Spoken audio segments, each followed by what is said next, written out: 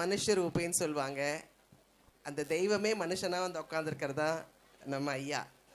அவர் பேர் சொல்ல கூட நமக்கெல்லாம் தகுதி கிடையாதுங்க. ஏன்னா கருப்பன் வந்து தெய்வம் தேர்ந்தெடுக்குமா. எனக்கு வேண்டிய ஆள் இங்கே பாருங்க, எனக்கு பேசும்போதே எனக்கு என்னவோ பண்ணுது.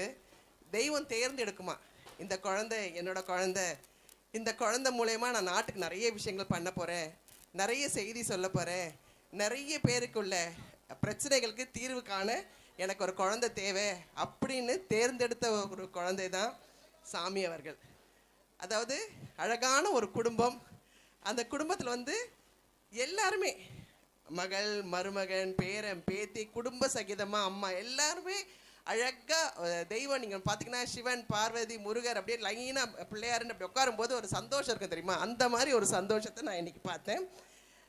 நான் வந்து இந்த ஃபங்க்ஷனுக்கு எப்படி ஒத்துக்கிட்டேன்னே எனக்கு தெரியல. ஏன்னா என் பிள்ளைங்க வந்து வெளியூர்லாம் போக வேண்டாம் அப்படின்னு சொல்லுவாங்க. நான் இப்போ தான் காமக்கியா பெரிய ட்ரிப்பு சக்தி பீடங்கள்லாம் முடிச்சுட்டு வந்தேன்.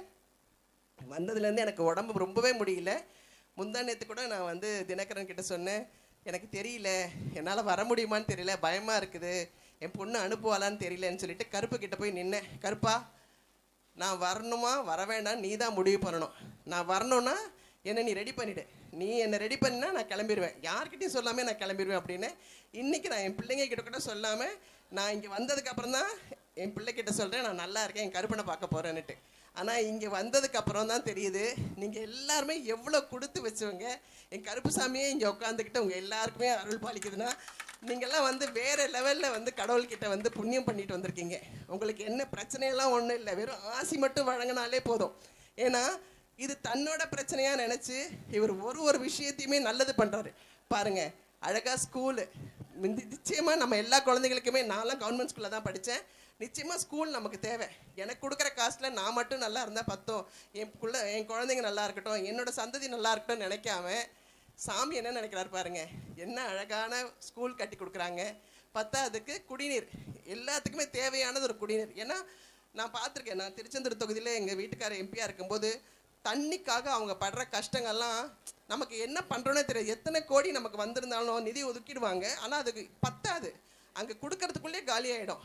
சொன்ன மாதிரி 10 லட்சம் கொடுத்தா கூட எந்த ஒரு ஊராட்சி தொகுதி கூட கொடுக்க முடியாது நம்மளால். ஆனால் தனி நபராக ஒருத்தர் போய் கேட்டு இவருடைய 2 பேருடைய அந்த வேவ் லென்த் கரெக்ட் டைமில் அவர் கேட்டதுக்கும் ராஜா அண்ணன் அதை கொடுத்ததுக்கும் உண்மையிலே கருப்புசாமி தான் அங்கே போய் கேட்டிருக்காரு. ஐயா கேட்கல, கருப்புசாமியே நேராக போய் கேட்டு உங்களுக்கு தண்ணி கொண்டு வந்து கொடுத்துருக்காரு. இதை விட வேறு என்ன நல்ல விஷயங்கள் வேணும்?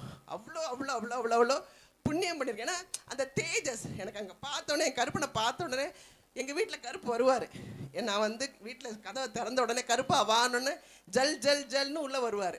அந்த கருப்பு எனக்கு வந்து இங்கே தெரிகிறாரு. என் கருப்பு வந்து இங்கே உட்காந்துக்கிட்டு இருக்காரு, என் கருப்பு சாமி இங்கே உட்காந்துக்கிட்டு இருக்காரு. அதுவும் அம்பாலோட உட்காந்துருக்கிறது வந்து கண்கொள்ளா காட்சி.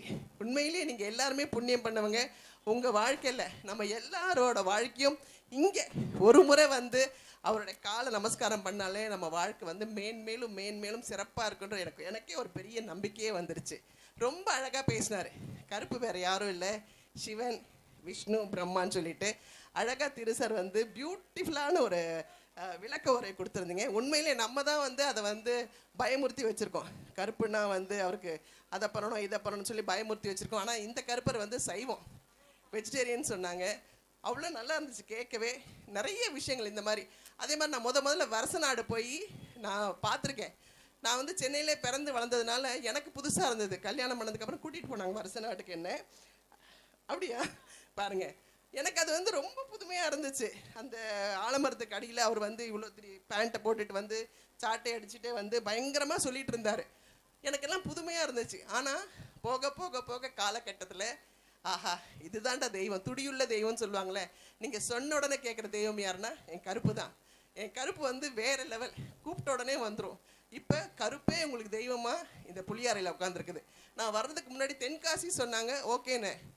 அப்போ நான் ஒருத்தவங்க கிட்ட கேட்டேன், தென்காசி சொல்கிறாங்க, தென்காசினா குற்றாலநாதரையை பார்க்க போகிறோம் அப்படின்னு நினச்சேன். அப்போ ஒருத்தவங்க சொன்னாங்கம்மா எனக்கு தெரிஞ்சு நீங்கள் புளியாரை தான் போக போகிறீங்க அப்படின்னாங்க. புளியாரையா நான் கேள்விப்படலையே அப்படின்னாங்க. அப்படி சொல்லி ஒரு 10-15 பேர் எனக்கு உடனே ஃபோன் பண்ணாங்க, புளியாரை போகிறீங்களா, அப்பா வேறு லெவலாக இருக்க போகிறீங்கம்மா. நாங்கள் அப்போ கூட எனக்கு தெரியல. அப்போது நான் தினகரன் கிட்ட கேட்டேன், ஐயா என்ன கோயிலுக்கு போகிறோம் நம்ம சொல்லுங்கன்னு. அப்போ அவர் சொல்கிறாரு நீங்கள் கருப்பை பார்க்க தான் போகிறீங்கன்னுட்டாங்க. ஸோ இப்படிப்பட்ட ஒரு ஆசீர்வாதம் உங்கள் எல்லாராலையும் எனக்கு இங்கே கிடைச்சதுக்கு நான் ரொம்ப சந்தோஷப்படுறேன். பார்த்தீங்கன்னா சுற்றி பார்த்தீங்கன்னா ஐயப்பனோட ஸ்தலம். ஐயப்பன் யார்? கருப்பு தானே. அப்போ ஐயப்பன் தான் இங்கே உட்காந்துருக்காரு, ஐயப்ப சாமியாக உட்காந்துருக்காரு. அந்த கருப்பு தான் ஐயப்ப சாமி தான் கருப்பு. இதை விட என்ன வேணும் நமக்கு? தெய்வ மனுஷ ரூபன்றதுக்கு இது ஒரு பெரிய சாட்சி. நன்றி. இப்படி எனக்கு ஒரு வாய்ப்பு கொடுத்த உங்கள் எல்லாருக்குமே என்னோட சிரம் தாழ்ந்த வணக்கங்கள். எனக்கு வந்து சொல்ல முடியாத ஒரு சந்தோஷம். இன்னைக்கு ஆடி அமாவாசை, அதாவது நம்ம பெற்றோர்கள் எல்லாம் வந்து இருக்கும்போதெல்லாம் மறந்துடுவோம். இந்த அமாவாசை நாள் கிழமையில தான் அவங்க ஞாபகமாக நமக்கு இருக்கும். ஆனால் அதையெல்லாம் கூட மறந்துட்டு இன்னைக்கு ஐயாவை பார்க்க வந்திருக்கீங்க. நீங்கள் எல்லாருமே இவ்வளோ பெரிய நல்ல மனுஷங்களை பார்க்கறதுக்கு நிச்சயமாக பெரியவங்க எல்லாம் நமக்கு மேலே இருந்து நிறைய ஆசீர்வாதம் பண்ணுவாங்க. நன்றி நன்றி நன்றி நன்றிங்க ஐயா. வருகதேர்ந்த அனைவரையும் பாராட்டி நம்மளது சித்தர் ஐயப்பசாமி அவர்கள் அருளாசி வழங்குவார்.